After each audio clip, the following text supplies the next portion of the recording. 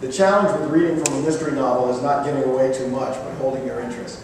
So what I'm going to do is give you maybe 10 minutes and a little more out of the kind of middle of the book, a scene in which Hannibal finds a dead body, which is a turning point, I think, in all of my books, but the idea is to give you a little flavor of my reading style. Hannibal does have a relationship with the police, but like all private eyes, it's a kind of a funny relationship. So he finds out that someone he has interviewed has been killed, and he goes to the house to try to see what clues he can gather. When Hannibal pulled up across the street from the Petrova residence that evening, every light in the house was on, including lights on the front and back porch. The front door and upstairs windows glowed like the eyes and mouth of some ghastly jack-o'-lantern. Neighbors probably thought there was a party going on inside, but he knew the opposite was true. As he pushed the fob button that locked the doors, he made a conscious decision to leave his guilt out in the car. Yes, he had stirred up some old stories that might better have been left alone, and yes, he might have inadvertently fingered Mrs. Petrova if someone was looking for her, or if someone thought she knew something that shouldn't be shared. Of course, he didn't know any of that. The suspect pool was running over. Both of the Sidorovs appeared to have motives. Russian mobsters may have decided to silence her before she said the wrong thing to Hannibal, or for all he knew, Ivanovich's theory was correct. The walk up the steps to the door seemed twice as long as it had before. When he arrived, Risic was there to meet him. They nodded, then Hannibal got to the matter at hand. "Where is she?" "Backyard, just past the patio," Risic said. "Neighbor kid found her when he was cutting across the yard to visit his girlfriend." Hannibal digested that information and considered all it might imply. He really didn't want to see her dead, but he supposed it was necessary. After a deep breath, Hannibal stepped toward the house. Risic took his arm to stop him. "Local people have done a lot of looking and collected forensic evidence. The body's still in place, but the medical examiner will be here soon to pick it up.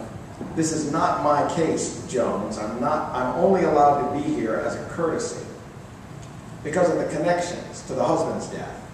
You're here as a favor to me. Bottom line, you can look around the house for anything that might be significant based on what you know. Do not touch the body, understand?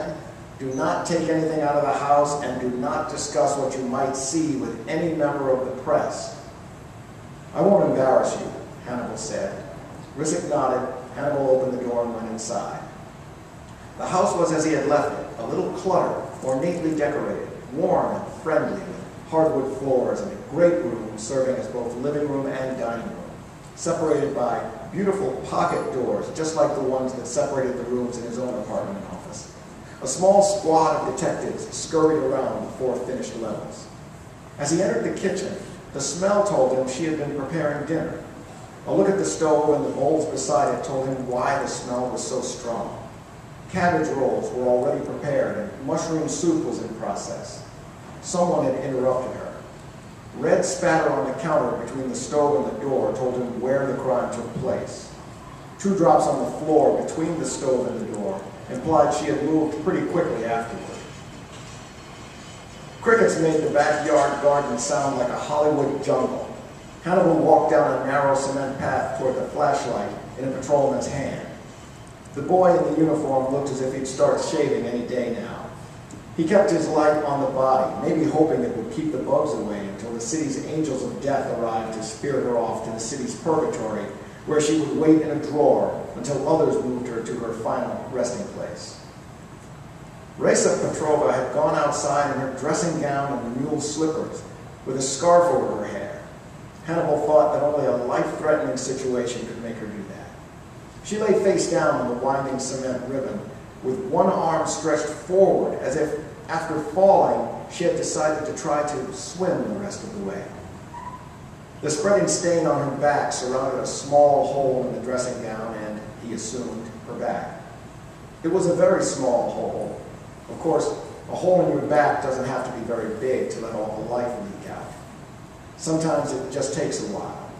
In this case, it took almost 10 yards.